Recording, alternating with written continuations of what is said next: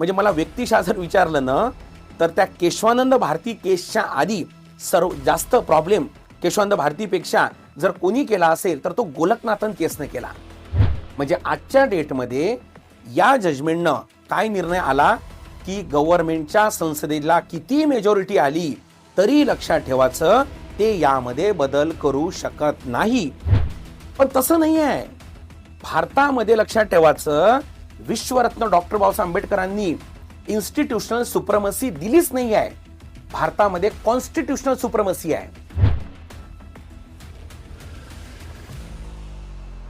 Welcome to all. आता आपण लेक्चरला व्यवस्थितपणे इथून सुरुवात करू. जेव्हा जेव्हा निवडणुकीचा मुद्दा येतो किंवा जेव्हा जेव्हा कॉन्स्टिट्यूशनल कुठल्या बाबी पुढे येतात तेव्हा एक मुद्दा भारताच्या राजकारणामध्ये समाजकारणामध्ये हा प्रकर्षाने पुढे येतो, तो म्हणजे संविधान बदलवण्याचा किंवा नवीन संविधान आणण्याचा.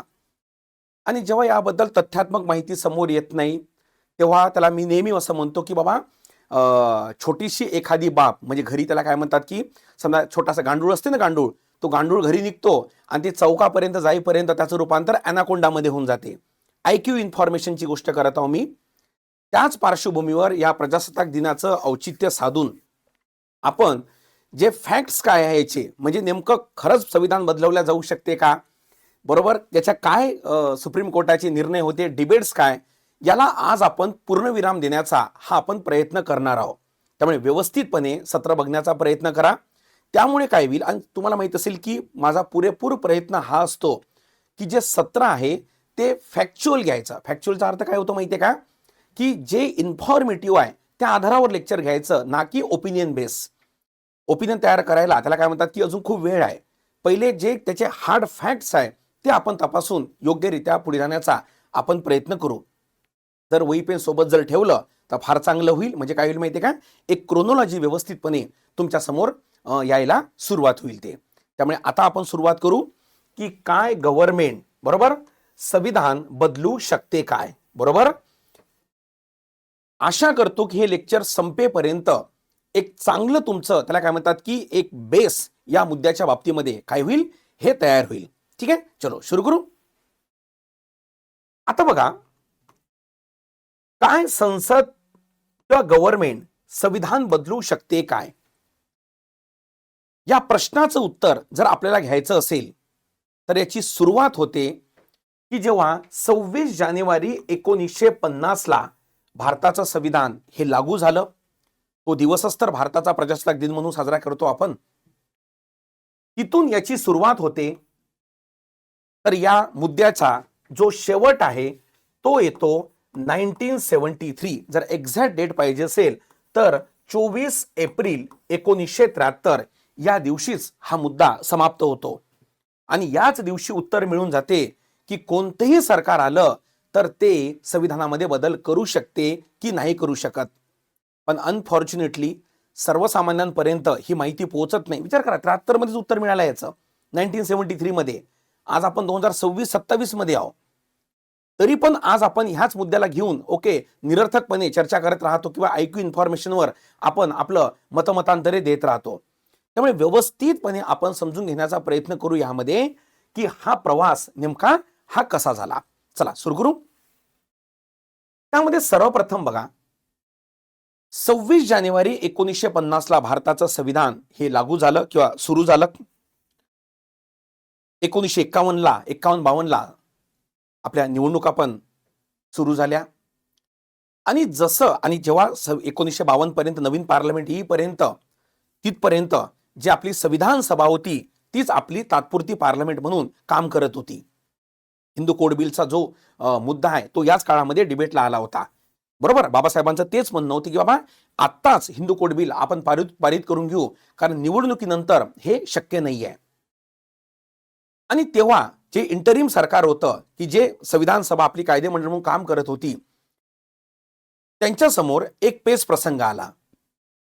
तो म्हणजे काय, तर ब्रिटिश इकॉनॉमिक पॉलिसीमुळे किंवा ब्रिटिशांच्या आर्थिक धोरणामुळे किंवा स्पष्ट भाषेमध्ये जर बोलतो म्हटलं तर ब्रिटिशांच्या जमीनदारी प्रथांमुळे काय झालं, तर मोठ्या प्रमाणात भारतामध्ये असमानता होती. एकाकडे 500-500 एकर जमीन, तर एका बाजूनं पूर्णपणे भूमिहीन मुद्दा, या पद्धतीनं होतं. आणि या जमीनदारी निर्मूलनासाठी किंवा ज्याला आपण भूमी अधिग्रहण म्हणतो, जमीनदारी निर्मूलन म्हणजे काय, जमीनदाराकडनं जमीन घेणे आणि जो भूमिहीन आहे त्याला देणे. तर भूमी अधिग्रहण हा जो विषय आहे, हा विषय आहे राज्यसूचीचा. बरोबर. आजही तुम्हाला माहित असेल, मोठे मोठे उद्योग जेव्हा केंद्राच्या राज्यामध्ये येतात तर त्या उद्योगाला जमीन ही राज्य सरकार देते. नितीन गडकरी बघा नेहमी म्हणतात की बा मी लगेच रस्ता बांधून देतो पण मला जमीन द्या, कारण भूमी ओके हा विषय कोणाचा आहे, हा राज्याचा विषय आहे, राज्यसूचीचा विषय आहे. आणि मग या जमीनदारी निर्मूलनासाठी, या असमानता दूर करण्यासाठी वेगवेगळ्या राज्यांनी आपल्या इथं भूमी अधिग्रहण अधिनियम, त्याला आपण लँड रिफॉर्म ऍक्ट हे पारित केले. त्याला मी असं लिहितो, लँड रिफॉर्म ऍक्ट हे पारित केले. लँड रिफॉर्म ऍक्ट पारित केले म्हणजे काय, जमीनदाराकडनं जमीन घेतली आणि जे भूमी नाही त्यांना द्यायला सुरुवात केली. आणि या विरोधामध्ये सुप्रीम कोर्टामध्ये पहिली केस गेली. त्या केसला म्हणतात चंपक राजन. त्या केसला काय म्हणतात, चंपक राजन दोरजे केस. ही पहिली सुप्रीम कोर्टामध्ये या विरोधामध्ये गेली वैपेन सोबतच्या बरोबर. आणि या चंपक राजन मध्ये असं आर्ग्युमेंट करण्यात आलं या जमीनदाराकडनं की आमच्याकडनं जे जमीन घेतल्या जात आहे तर आम्हाला आमच्या प्रॉपर्टीपासनं हे उल्लंघन केल्या जात आहे, आम्हाला आमच्या संपत्तीपासनं हे बेदखल केल्या जात आहे आणि त्यामुळे आमच्या आर्टिकल 31चं उल्लंघन होत आहे आणि आमची जमीन घेऊन राहिली त्यामुळे आमच्या कलम 14चं उल्लंघन होत आहे. अशी केस सुप्रीम कोर्टात गेली आणि सुप्रीम कोर्टानं काय केलं तर हे जे लँड रिफॉर्म ऍक्ट होते, जमीनदारी निर्मूलना संदर्भातले राज्यांचे कायदे होते, त्याला रद्द करून टाकलं. बरोबर. पहिला मुद्दा समजला. त्याला काय केलं, रद्द केलं. आणि मग आता जमीनदारी निर्मूलन कसं करायचं यासाठी मग या चंपक राजन केसच्या पार्श्वभूमीवर आपल्या इथं फर्स्ट कॉन्स्टिट्यूशनल अमेंडमेंट आलं. म्हणजे पहिली घटना दुरुस्ती आपल्या इथं काय झाली, म्हणजे आणण्यात आली पंडित जवाहरलाल नेहरू यांच्या मार्फत. आता बघा, या पहिल्या घटना दुरुस्तीमध्ये फर्स्ट कॉन्स्टिट्यूशनल अमेंडमेंट मध्ये काय करण्यात आलं की पंडित जवाहरलाल नेहरू यांनी काय केलं तर यांनी ज्या आधारावर म्हणजे कलम 31च्या आधारावर जमीनदारी निर्मूलन कायदे हे रद्द केले होते ना, त्या कलम 31(1) होता, कलम 31(2) होते. या कलम 31 मध्ये ए आणि बी हे दोन कलम नव्यानं समाविष्ट केले. कलम 31(a), कलम 31(b). त्यामध्ये आपल्या कामाचं कलम 31(b) आहे आणि त्या 31(b) मध्ये क्लिअर कट मेन्शन करून टाकलं. काय केलं, जर सरकारचा प्रमुख उद्देश हा सामाजिक समता प्रस्थापित करणे असेल, सामाजिक आर्थिक समता प्रस्थापित करणे असेल, तर त्याला सुप्रीम कोर्ट ज्युडिशियल रिव्ह्यू हे करणार नाही, त्याचं न्यायालयीन पुनर्विलोकन हे करणार नाही. म्हणजे सिंपल भाषेमध्ये न्यायालय त्याला रद्द करणार नाही. आणि यासाठी संविधानाच्या शेवटी एक 9वी अनुसूची काय करण्यात आली तर जोडण्यात आली. त्याला आपण म्हणतो 9 शेड्यूल. तुम्ही ऐकलं असेल कधी कधी 9 शेड्यूल आरक्षणाच्या मुद्द्यावर नेहमी याचा उच्चार होतो. 9 शेड्यूल काय करण्यात आलं तर तिथं समाविष्ट करण्यात आलं. आणि 9 शेड्यूल काय आहे तर यामध्ये जेवढे काही जमीनदारी निर्मूलना संदर्भातले कायदे होते ते सगळे यामध्ये समाविष्ट केले. आणि 31(b) नुसार असं म्हटलं की याचं judicial review okay supreme court करणार नाही. इथपर्यंत समजलं. ही होती किती घटना दुरुस्ती, पहिली घटना दुरुस्ती. मग काय प्रॉब्लेम नाही, सगळं बरोबर. म्हणजे आता काय केलं, जे जमीनदारी निर्मूलना संदर्भातले कायदे आहे ते पुन्हा आता ऍक्टिव्ह व्हायला सुरुवात झाली आणि जमीनदारी निर्मूलनाला भारतामध्ये काय झाली, सुरुवात झाली. ठीक आहे. आता बघा यामध्ये की फर्स्ट कॉन्स्टिट्यूशनल अमेंडमेंटने काय केलं तर आपल्या इथं 9वी अनुसूची काय करण्यात आली, समाविष्ट. 9 शेड्यूल काय करण्यात आलं, समाविष्ट. आणि या 9 शेड्यूल नुसार आता जमीनदाराची जमीन घ्यायला काय झाली, सुरुवात आपल्या इथं झाली. आणि ही केस सुरुवात आपल्या इथं झाल्यानंतर आता साहजिक आहे जमीनदाराकडून जमीन घ्यायला सुरुवात झाली. म्हणून या 9 शेड्यूलच्या विरोधामध्ये म्हणजेच पहिल्या घटना दुरुस्तीच्या विरोधामध्ये सुप्रीम कोर्टामध्ये आणखी एक केस गेली. एका जमीनदाराने ती केस ही दाखल केली बिहारमधनं. त्या केसला म्हणतात शंकरी प्रसाद केस. त्या केसला काय म्हणतात? शंकरी प्रसाद केस. आणि या शंकरी प्रसाद केसमध्ये शंकरी प्रसाद यांनी असा आर्ग्युमेंट केला की 9 शेड्यूल अंतर्गत जे कायदे समाविष्ट केलेले आहे ते आमच्या मूलभूत हक्काचं, फंडामेंटल राईटचं हे उल्लंघन करत आहे. आणि सरकार, आता बरोबर आहे का बरं का, इथून मुद्दा आपला सुरू झाला. आणि सरकार मूलभूत हक्काच्या विरोधी काय करू शकत नाही? कायदा हा करू शकत नाही. हा जो फर्स्ट कॉन्स्टिट्युशनल अमेंडमेंट केलेली आहे हा एक प्रकारचा कायदाच आहे ना. हा कायदा मूलभूत हक्काच्या विरोधी आहे. त्यामुळे कलम 13 नुसार याचं ज्युडिशियल रिव्ह्यू केला जावं आणि हा आमच्या मूलभूत हक्काच्या विरोधी असल्यामुळे याला रद्द करण्यात यावं. असं आर्ग्युमेंट कोणाचं होतं? शंकरी प्रसाद यांचं होतं, जे जमीनदार होते. आता सुप्रीम कोर्टानं काय केलं? या केसमध्ये असं म्हटलं की नाही, सामाजिक कल्याण करणे हा याचा उद्देश आहे. आणि तसंही लक्षात ठेवायचं, शंकरी प्रसाद मध्ये आर्ग्युमेंट काय दिला की जरी कायदा हा मूलभूत हक्काच्या विरोधी असेल तरी लक्षात ठेवायचं, तरी पण भारताची संसद म्हणजेच गव्हर्नमेंट हा कायदा करू शकते. म्हणजे मूलभूत हक्काच्या विरोधी कायदा संसद करू शकते. म्हणजे याचा अर्थ काय झाला? बरोबर समजून घ्या. जर संसद मूलभूत हक्काच्या विरोधी इथं कायदा करू शकते, इथे काय करू शकते? कायदा करू शकते. याचा अर्थ संविधानामध्ये, कॉन्स्टिट्यूशन मध्ये इथं बदल करू शकते. शंकरी प्रसाद केसनं हा आधार हा त्या तत्कालीन गव्हर्नमेंटला किंवा पार्लमेंटला मिळाला. म्हणजे सिंपल भाषेमध्ये सांगतो, इथं नेहरूजींच्या मनात जर आलं असतं तर नेहरूजी आपल्या गव्हर्नमेंटच्या साह्यानं इथं नवीन गव्हर्नमेंट, इथं नवीन संविधान आणू पण शकले असते. एवढे पॉवर हे इथं पंडित जवाहरलाल नेहरू यांना होते. मेजॉरिटी पण होती आणि सुप्रीम कोर्टाचा हा निर्णय पण होता, परंतु तसं झालं नाही. ठीक आहे. इथं होतं सज्जन सिंग केस.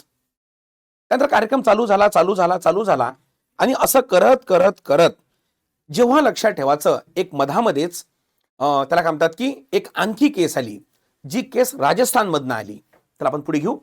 कुठून आली? राजस्थान मधनं. आणि त्यामध्ये सेम आर्ग्युमेंट केला गेलं. ऍक्च्युली ती केस आली होती, एक 17वं घटना दुरुस्ती विधेयक हे पारित केलं होतं गव्हर्नमेंटनं, त्या अगेन्स्ट मध्ये आली होती. आणि त्या केसला म्हणतात सज्जन सिंग केस. त्या केसला काय म्हणतात? सज्जन सिंग केस, जी राजस्थान मधून आली होती. आणि हे सुद्धा जमीनदार होते. यांचे आर्ग्युमेंट तेच होतं जे आर्ग्युमेंट शंकरी प्रसादचं होतं, की मूलभूत हक्काच्या विरोधी सरकार, गव्हर्नमेंट काय करू शकत नाही? कायदा करू शकत नाही. इथं फंडामेंटल राईटचा अर्थ फक्त फंडामेंटल राईटच नाही, होल संविधान असा सुद्धा होतो. आणि सेम या सज्जन सिंग केसमध्ये त्याला काय म्हणतात की सुप्रीम कोर्टानं जो आपला शंकरसिंग प्रसादचा जो निर्णय होता तो कायम ठेवला. म्हणजेच सरकार मूलभूत हक्काच्या विरोधी बदल करू शकते, म्हणजेच संविधानामध्ये कोणताही बदल करू शकते. कोणती केस? सज्जन सिंग केस ही इथपर्यंत आली. कुठून आली? राजस्थान मधनं. ओके, इथपर्यंत समजलं बरोबर? बरोबर लिखाण चालू आहे. आणि सज्जन सिंग केस जी होती ती 1900 कितीची होती? म्हणजे 65ची होती. ठीक आहे. मग टाइमलाईन लक्षात आली तुम्हाला? टाइमलाईन जर मी काढतो म्हटलं तर पहिल्यांदा चंपक राजन दोरजाई केस, त्याच्या अगेन्स्ट मध्ये पहिली घटना दुरुस्ती, त्याच्या अगेन्स्ट मध्ये ओके शंकरी प्रसाद केस, त्यानंतर कोणती? ओके सज्जन सिंग केस. ओके, इथपर्यंत आपण पोहोचलो 1900 कितीपर्यंत? 65 पर्यंत. म्हणजे 65 पर्यंत, मे 1964 मध्ये नेहरूजींचं निधन झालं पर्यंत जर मनात आणलं असतं सरकारनं तर सरकार इथं नवीन संविधान आणू शकली असती. तेवढी मेजॉरिटी पण होतं आणि सगळ्या गोष्टी होत्या. आता बघा काय झालं. 1965 नंतर आता थोडा बदल व्हायला सुरुवात झाला. 1965 नंतर आता थोडा चेंज व्हायला सुरुवात झाला. आणि तो चेंज काय झाला तर ऍक्च्युली काय झालं, 1967 ची ती केस आहे. पंजाबमध्ये दोन बंधू होते, हेनरी गोलकनाथ आणि विलियम गोलकनाथ. या दोघांची 500-600 एकर जमीन पंजाब सरकारनं अधिगृहित केली. मी तुम्हाला आधीच बोललो काही मिनिटं अगोदर की भूमी अधिग्रहण हा राज्यसूचीचा विषय आहे बरं का. हेनरी गोलकनाथ आणि विलियम गोलकनाथ यांची जमीन अधिगृहित केली आणि या विरोधामध्ये दोघेही बंधू हे सुप्रीम कोर्टात गेले आणि त्याच केसला म्हणतात गोलकनाथन केस. गोलकनाथन केस ही भारतीय राजकारणामध्ये किंवा राजकारणाच्या इतिहासामध्ये एक मोठा माइलस्टोन मानण्यात येते. म्हणजे मला व्यक्तिशः जर विचारलं ना, तर त्या केशवानंद भारती केसच्या आधी सर्व जास्त प्रॉब्लेम केशवानंद भारतीपेक्षा जर कोणी केला असेल तर तो गोलकनाथन केसने केला. आणि या केसमध्ये आता सुप्रीम कोर्टानं थोडं गडबड निर्णय दिला. शंकरी प्रसाद आणि सज्जन सिंग या 2 केसमध्ये जो निर्णय दिला होता की यस, संसद मूलभूत हक्कामध्ये ऑब्लिक संविधानामध्ये बदल करू शकते, या गोलकनाथन केसमध्ये आता काय झालं तर सुप्रीम कोर्टानं त्याच्या उलट निर्णय दिला आणि इथं म्हटलं नो, बदल करू शकत नाही. आणि ही 11 सदस्यीय त्याला काय म्हणतात, काय होती, बेंच होती. बेंच म्हणजे न्यायाधीशांची संख्या. 1 सदस्य असते, 2 सदस्य असते, 3 सदस्य असते, 5 सदस्य असते. ही किती होती, 11 सदस्यीय बेंच होती. म्हणजे याचा अर्थ कॉन्स्टिट्यूशनल बेंच होती. यामध्ये असं म्हटलं की गव्हर्नमेंट फंडामेंटल राईट्सच्या विरोधी कायदा करू शकत नाही. म्हणजेच आता आपल्या भाषेमध्ये की इथं जर सरकारनं मनात आणलं की संविधानाला थोडंफार जरी छेडछाड करायचं तरी सुप्रीम कोर्ट कलम 13 नुसार त्याला लगेच काढून टाकेल, लगेच त्याला रद्द करून टाकेल, अशी स्थिती इथं निर्माण झाली. इथपर्यंत काही प्रॉब्लेम नाही. आता थोडं पुढे बघा, आता थोडं किचकट होईल, घाबरू नका म्हणून वही पेन सोबत घ्या असं म्हटलं. 1969 मध्ये काय झालं तर इंदिरा गांधी मॅडम यांनी 14 बँकेचं राष्ट्रीयकरण केलं, नॅशनलायझेशन केलं. आता नॅशनलायझेशनचा अर्थ काय होतो? नॅशनलायझेशनचा अर्थ होतो खाजगी लोकांची संपत्ती घेणे किंवा खाजगी त्याला काय म्हणतात की संस्थेवर सरकारचं मालकी प्रस्थापित करणे, व्यवस्थापन प्रस्थापित करणे. म्हणजे एक प्रकारे हे भूमी अधिग्रहणासारखं झालं ना कार्यक्रम, जमीन घेणे पैसे देणे, इथं बँका घेतल्या. आणि 14 बँकेचं राष्ट्रीयकरण केल्यानंतर हे जे 14 बँकेचे मालक होते हे गेले सुप्रीम कोर्टात आणि त्यांनी असं म्हटलं की आम्हाला योग्य मोबदला दिला नाही, त्यामुळे आमच्या राईट टू प्रॉपर्टीचं काय झालंय, उल्लंघन झालंय आणि सरकार मूलभूत हक्काच्या विरोधी कायदा करू शकत नाही. आणि 69चा हा निर्णय ऑब्लिक हा कायदा, हा ऑर्डिनन्स होता, हा आमच्या मूलभूत हक्काच्या विरोधी आहे असं आर्ग्युमेंट सुप्रीम कोर्टामध्ये केलं. आणि सुप्रीम कोर्टानं 14 पैकी 14 बँकेचं काय केलं, राष्ट्रीयकरण हे रद्द करून टाकलं. राष्ट्रीयकरण काय केलं, हे रद्द केलं.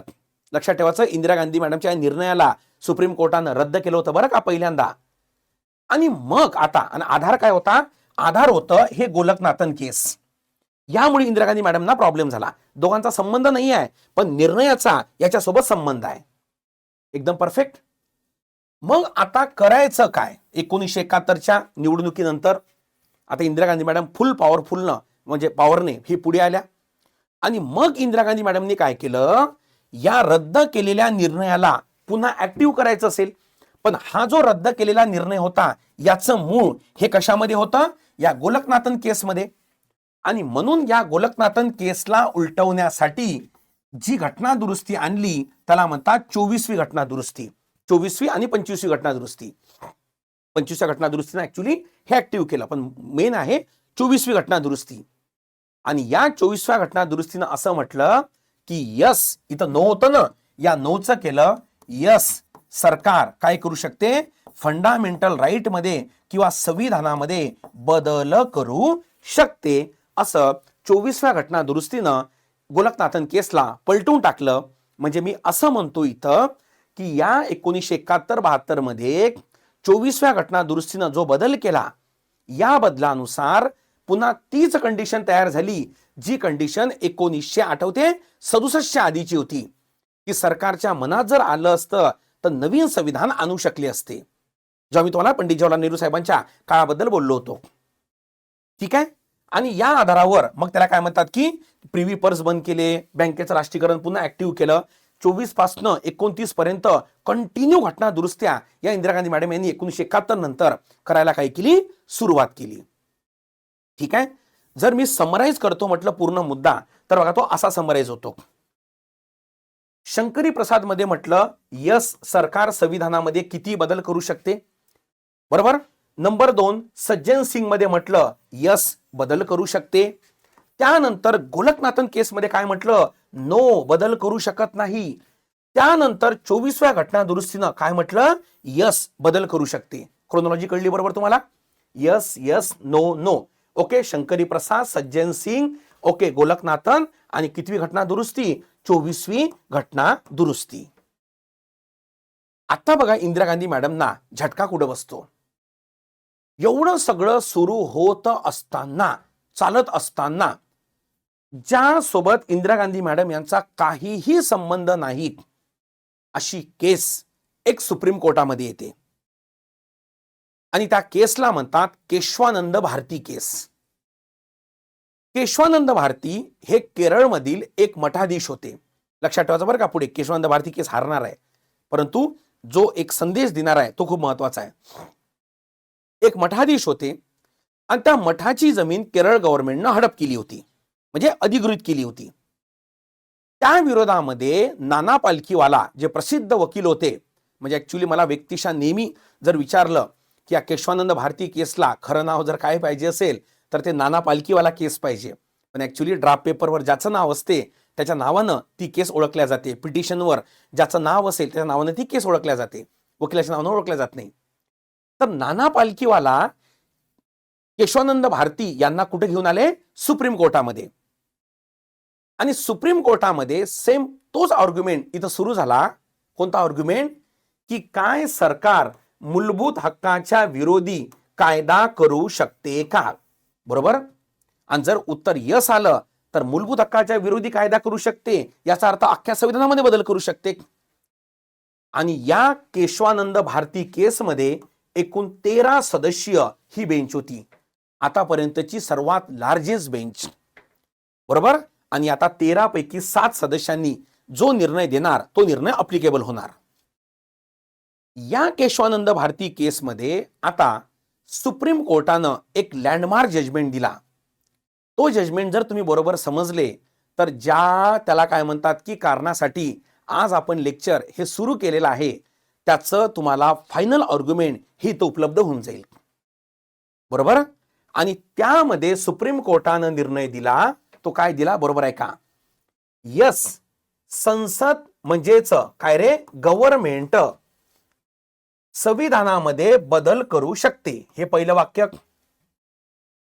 नंबर 2, हा बदल करत असताना एक गोष्ट लक्षात ठेवायची की जे काही basic structure of Indian constitution आहे, भारतीय संविधानाची जे मूलभूत चौकट आहे, जे मूलभूत पाया आहे, त्या विरोधी हे घटना दुरुस्ती असता कामा नये. आता basic structure of Indian constitution म्हणजे काय 2 मिनिटांमध्ये सांगतो. केशवानंद भारती केसमध्ये यस बदल होऊ शकते, पण बेसिक स्ट्रक्चरच्या तो अधीन असावा. आणि जर तो अधीन नसेल तर याला सुप्रीम कोर्ट काय करू शकते? रद्द करू शकते. हा लँडमार्क जजमेंट आला आणि हा जजमेंटच आज आपलं संविधान टिकून आहे. या जजमेंटमुळेच म्हणजे आजच्या गव्हर्नमेंटला प्रॉब्लेम होत आहे. या जजमेंटमुळेच त्याला काय म्हणतात की ज्यांना असं वाटते संविधान बदलवावं त्यांच्या पोटामध्ये दुखत आहे, ते हे जजमेंट आहे केशवानंद भारती केस. आज तुम्हाला संविधानामध्ये थोडाही बदल करायचा असेल तर तो बदल या बेसिक स्ट्रक्चरच्या अधीन राहूनच करावा लागतो. मग बेसिक स्ट्रक्चर म्हणजे काय? तर बेसिक स्ट्रक्चरचा अर्थ होतो, समजा उदाहरणार्थ एक घर असेल, त्या घराचं एक स्ट्रक्चर असते, एक हॉल असते, एक किचन असते, बरोबर नाही का? हॉलचं काम आहे तिथं बैठक व्यवस्था, किचनचं काम आहे स्वयंपाक, बरोबर नाही का? तर त्या प्रकारे सुद्धा आपल्या संविधानाची मांडणी आहे. कशी मांडणी आहे? भाग 1 मध्ये टेरिटरी बद्दल माहिती, भाग 2 मध्ये पॉप्युलेशन बद्दल माहिती, 3 मध्ये फंडामेंटल राईट, 5 मध्ये केंद्र सरकार, 6 मध्ये राज्य सरकार, अशी मांडणी आहे. आणि सोबत लक्षात ठेवायचं आपल्या संविधानाचे काही विशिष्ट प्रिन्सिपल ऑब्लिक मूल्य आहे. स्वतंत्र, समता, बंधुता, न्याय, स्वतंत्र न्यायपालिका, लोकशाही व्यवस्था. त्यामुळे भारतीय संविधानाची मांडणी म्हणजे ते स्ट्रक्चर आणि भारतीय संविधानाचं मूल्य याला म्हणतात बेसिक स्ट्रक्चर. याला काय म्हणतात? Basic structure. बेसिक स्ट्रक्चर म्हणजे काय? जे समजा उदाहरणार्थ एखाद्या संविधानाचं बुक असेल, त्या बुकला, त्या स्ट्रक्चरला तुम्ही म्हणजे हॉलचं किचनचं हॉल नाही करायचं. एका हॉलचे 2 हॉल करू शकता पण ते हॉलच असले पाहिजे. एका किचनचे 2 किचन करू शकता पण ते किचनच असले पाहिजे. स्वयंपाकच बनलं पाहिजे. स्वयंपाक म्हणजे मूल्य, बैठक व्यवस्था म्हणजे मूल्य. सेम त्या प्रकारे म्हणजे तुम्ही इथलं काढून तिथं, तिथलं काढून इथं असं करू शकत नाही. तर या संरचनेच्या आणि मूल्याच्या अधीन जर तुमची घटना दुरुस्ती असेल तर ती टिकणार, अदरवाईज ती रद्द करणार. म्हणजे आजच्या डेटमध्ये या जजमेंटनं काय निर्णय आला की गव्हर्नमेंटच्या संसदेला किती मेजॉरिटी आली तरी लक्षात ठेवायचं ते यामध्ये बदल करू शकत नाही. आणि जो काही ते थोडाफार बदल करणार तो बदल लक्षात ठेवायचा कसा करणार, या बेसिक स्ट्रक्चरच्या अधीन राहूनच करणार. म्हणजे मूलभूत हक्कामध्ये कपात करू शकत नाही, मूलभूत हक्कामध्ये वाढवू शकते. स्वातंत्र्यामध्ये कपात करू शकत नाही, स्वातंत्र्याचे अधिक हक्क देऊ शकते. समजली इथपर्यंत? तर याला म्हणतात बेसिक स्ट्रक्चर. म्हणजे इथं सिंपल भाषेमध्ये सांगतो, जे आपण हॉल आणि किचनचं उदाहरण घेतलं होतं आठवते का? त्यामध्ये तुम्ही बदल करू शकत नाही. 1 चे 2 हॉल करा, 2 चे 4 करा, किचनचे 5 करा, पण मात्र हॉल आणि किचन हे असलंच पाहिजे. बरोबर नाही का? आणि तिथं स्वयंपाकाचं आणि इथं बैठकीचं हे त्याचे मूल्य झाले. त्याच्या अधीन राहूनच तुम्ही काय करू शकता, घटना दुरुस्ती. म्हणजे इथं तुम्हाला आठवते का, इथं संसदेच्या अधिकारावर इथं अप्रत्यक्षपणे या मर्यादा आल्या. ओके, काय आल्या? मर्यादा. आणि अशा तऱ्हेनं 24 एप्रिल 1973 जो लँडमार्क जजमेंट आहे कोणाचा ओके, केशवानंद भारती केसचा, त्या केसमध्ये त्याला काय म्हणतात की आपल्या इथं म्हणजे याद्वारे इथं basic structure of Indian constitution हा निर्णय आल्यानंतर इथंच पूर्णविराम हा लागला. मग तुम्ही म्हणाल सर, मग आज आता 1973 नंतर एवढे दिवस झाली सर, बरोबर नाही का, 50 वर्ष झाली, तरी पण त्याला काय म्हणतात, उठसूट तो मुद्दा घेऊन येतात. तो मुद्दा यासाठी घेऊन येतात, लक्षात ठेवायचं, यासाठी बघा आता ही 13 सदस्यीय बेंच आहे. थोडं आता व्यवस्थितपणे ऐकून घ्या. ही 13 सदस्यीय बेंच आहे. आता जर समजा तुम्हाला या केसला पलटवायचं असेल, जसं उदाहरणार्थ आठवते शंकरी प्रसाद आणि सज्जन सिंगला गोलकनाथांना पलटवलं होतं, बरोबर नाही का, तसं या केसला ती 11 सदस्य होती म्हणून ही 13 सदस्य होती. या केसला पलटवायचं असेल तर तुमच्याकडे आता 13 पेक्षा जास्त म्हणजे 15 किंवा 17 सदस्य ती बेंच लागेल. विषय कळलं का इथपर्यंत? म्हणजे एक गोष्ट लक्षात ठेवा, मी काय म्हणतो, संविधान बदल करण्याची जे चाबी आहे ना, ती चाबी ही गव्हर्नमेंटकडे नाही आहे, ती नरेंद्र मोदी साहेबांकडे नाही आहे, ती पार्लमेंटकडे नाही आहे, आता ती आहे सुप्रीम कोर्टाकडे. ती चाबी सुप्रीम कोर्ट घेऊन गेला आणि आपण शिवाय देऊन आलो दुसऱ्याला. सुप्रीम कोर्ट जोपर्यंत त्या चाबीने ह्या 13 म्हणजे 15 सदस्यीय बेंचने ज्या बेसिक स्ट्रक्चर मध्ये काहीतरी त्याला काय म्हणतात की बदलासंबंधी काय देत नाही, निर्णय देत नाही, तोपर्यंत संविधान बदल शक्यच नाही, पॉसिबलच नाही. त्या चर्चेमध्ये पडणं म्हणजे निरर्थक मुद्दा आहे तो. बरोबर, राजकारणामध्ये तो शोभतो मुद्दा, पण एका इंटेलेक्च्युअल किंवा एका वाचकाला तो मुद्दा लक्षात येत नाही. म्हणजे मोकळं जर मी बोलतो म्हटलं, जर तुम्हाला संविधान बदल करायचा असेल तर पहिल्यांदा त्या सुप्रीम कोर्टाकडे हे करायला लागेल, ना की त्या पार्लमेंटकडे.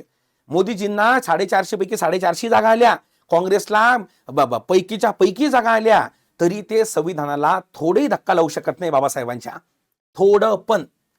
आणि जे काही धक्का लावणार ते त्याच्यामध्ये ऍडिशन करणार, त्याच्यामध्ये कटिंग करणार नाही, ड्यू टू केशवानंद भारती केस. समजलं मी काय म्हटलं तर? आणि मी तुम्हाला उपाय पण सांगून राहिलो की जर बदल करायचा असेल तर 15 किंवा 17 सदस्यांना काय म्हटलं पाहिजे की नाही संसद बदल करू शकते आणि अमकाय डमकाय, तेव्हा जाऊन कुठेतरी तो डोर ओपन होणार.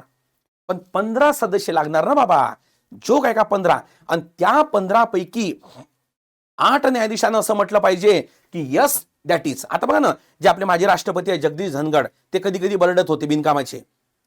ते म्हणायचे पार्लमेंट म्हणजे ते असं बोलायचे बघा, ते म्हणायचे जे काही भारताची काय आहे संसद आहे ना, ती संसद जनतेमार्फत निवडून येते आणि म्हणून जे संसद कायदा करते तो पूर्णपणे सार्वभौम असतो आणि त्याला सुप्रीम कोर्टानं हस्तक्षेप करू नये, सुप्रीम कोर्टानं रद्द करू नये. नेहमी ते बरडायचे या प्रकारचं. पण तसं नाही आहे भारतामध्ये. लक्षात ठेवायचं, विश्वरत्न डॉक्टर बाबासाहेब आंबेडकरांनी इन्स्टिट्यूशनल सुप्रमसी दिलीच नाही आहे. भारतामध्ये कॉन्स्टिट्यूशनल सुप्रमसी आहे. कशी? जनता सार्वभौम आहे 100%. आपल्या प्रतिनिधीमार्फत संसद निवडल्या जाते, मान्य. संसद कायदा करते, मान्य. पण हा कायदा योग्य की अयोग्य याचं परीक्षण करण्याचं काम सुप्रीम कोर्टाला दिलं आहे. संविधान सभेनं संविधानाचा अर्थ लावण्याचं काम हा पार्लमेंटला नाही दिला. कारण ज्यानं बनवलं त्याला जर अर्थ लावायला लावला तर तो आपल्यानुसार काही लावू शकतो. तो अधिकार कोणाला दिला? सुप्रीम कोर्टाला. आणि सुप्रीम कोर्टानं जर गडबड केली तर त्याच्यावर कंट्रोल करण्याचा अधिकार हा संसदेला दिला.